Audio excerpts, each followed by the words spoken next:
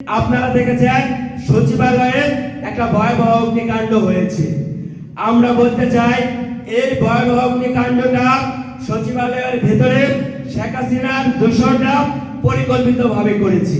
শেখ হাসিনা পালিয়ে গেছে, কিন্তু তার দাস এবং তার দোসররা কিন্তু এখনো দেশে রয়েছে। তারা এখনো কিন্তু দেশে বসে দেশকে একটা নৈরাজ্যের দিকে ঠেলে দেওয়ার চেষ্টা করছে। আমরা অতীতে দেখেছি, আমরা যখন ফ্যাসিস্ট হাসিনার বিরুদ্ধে রাজপথে আন্দোলন সংগ্রাম করেছি, তখন শেখ হাসিনা প্রশাসন বাহিনী বলেন তারা কিন্তু আমাদের বিরুদ্ধে আমাদেরকে নির্যাতন করেছে। এমনকি আমরা দেখেছি, আমরা যখন রাজপথে শেখ হাসিনার বিরুদ্ধে আন্দোলন করেছি, সচিবালয়ের ভিতর থেকেও বিভিন্ন রকম কর্মকর্তা আমলারা সেই জায়গায় শেখ হাসিনার জন্য তারা মিছিল করে।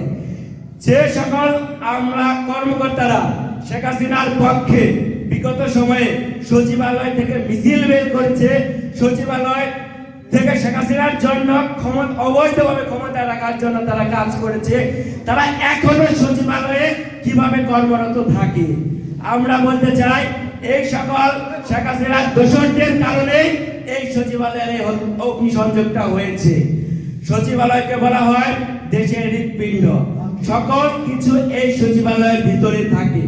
আর সেই সচিবালয়ে এই আওয়ামী লীগের দোসররা এই অগ্নিকাণ্ডটি ঘটিয়েছে। আপনারা দেখে থাকবেন বিগত কয়েকদিন ধরে বিভিন্ন সরকার এবং আমরা রাজনৈতিক দলের নেতৃবৃন্দ এবং বিভিন্ন মাধ্যমে যখন শেখ হাসিনা মেগা লুটপাট, মেগা দুর্নীতির খবরগুলো পত্র পত্রিকা এবং বহির্বিশ্বে যখন প্রচার করা হচ্ছে, যখন বেরিয়ে আসছে, ঠিক সেই মুহূর্তে শেখ হাসিনা তার সচিবালয়ের যে দোসরগুলা রেখে গিয়েছিল, সেই দোসরদের দিয়ে বহির্বিশ্বে শেখ হাসিনা যে এই বিগত 16 বছরে দুর্নীতি লুটপাট করেছে, সেই দুর্নীতি লুটপাটের চিত্র বহির্বিশ্বে যেন প্রচার না হয় এবং সেই অপরাধগুলো যেন বহির্বিশ্বে প্রচার না হয়, তারা সেই দুর্নীতি লুটপাটের নথিপত্রগুলো তার দোসরদের দ্বারা পুড়িয়ে দেওয়ার চেষ্টা করেছে। আমরা বলতে চাই শেখ হাসিনা তার দোসরদেরকে এই সচিবালয়ে দুর্নীতির নথিপত্র পুড়িয়ে অপরাধ থেকে রেহাই পাবে না। তাকে এই দুর্নীতির জন্য, তাকে তার অপরাধের জন্য তাকে দৃষ্টান্তমূলক শাস্তির মুখোমুখি হতে হবে। আমরা বলতে চাই শেখ হাসিনা সরকার বিগত 16 বছরে এদেশের ছাত্র শ্রমিক জনতা যারা যৌক্তিক আন্দোলনে রাজপথে ছিল, তাদের উপর যেরকম ভাবে জুলুম নির্যাতন করেছে, এখনো পর্যন্ত বিভিন্ন জায়গায় বিভিন্ন আন্দোলনে গিয়ে তারা দেশকে নৈরাজ্যের দিকে ঠেলে দেওয়ার চেষ্টা করছে। আমি ছাত্র শ্রমিক জনতাকে বলবো, আপনারা আওয়ামী লীগের এই সকল দোষরদের বিরুদ্ধে রুখে দাঁড়াবেন। এমনকি সচিবালয়ের আওয়ামী লীগ এবং শেখ হাসিনা পালিত যে সকল দোষররা সচিবালয়ের যে দুর্ঘটনা, অগ্নিসংযোগের মতো একটা দুর্ঘটনা ঘটিয়েছে, অনতিবিলম্বে এদেরকে চিহ্নিত করে দৃষ্টান্তমূলক শাস্তির আওতায় আনতে হবে। এখনো যদি এদেরকে চিহ্নিত না করা হয়, আজকে গত পরশুদিন সচিবালয়ের 2টা ব্লকের নথিপত্র পুড়িয়েছে।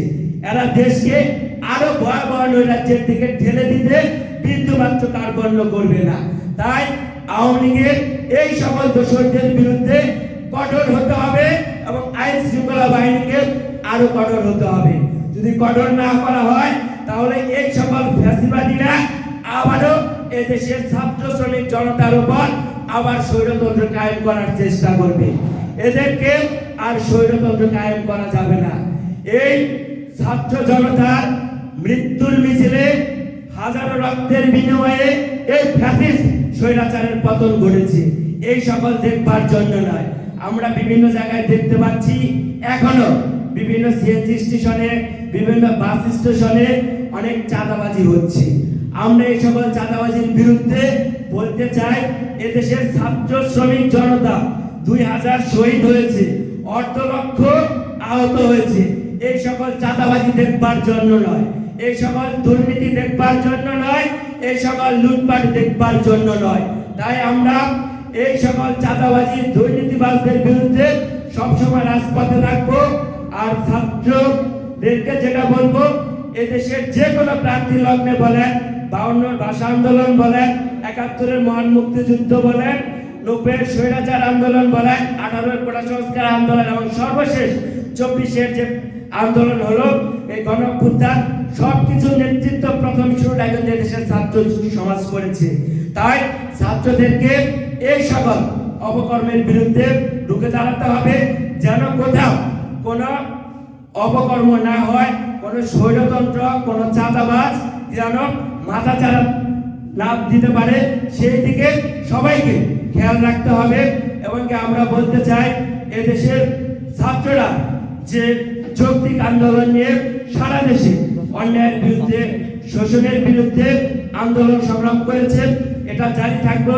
এবং টাঙ্গাইলে যদি কোনো জায়গায় সিএনজি স্টেশন, বাস স্টেশনে চাঁদাবাজি হয়, এর বিরুদ্ধে ছাত্র অধিকার পরিষদ এর বিরুদ্ধে রুখে দাঁড়াবে।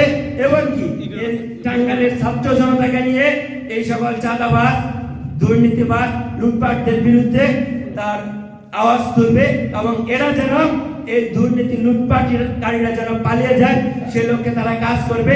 এবং টাঙ্গাইলের কোনো জায়গায় যদি অবৈধভাবে বালু উত্তোলন করা হয়, তাদের বিরুদ্ধেও যেন এরা রুখে দাঁড়ায়, সে আহ্বান জানাই। এমনকি আজকের এই প্রোগ্রামে এই দেশের ছাত্র জনতার গণঅভ্যুত্থানের মাধ্যমে অন্তর্বর্তীকালীন সরকার হয়েছে।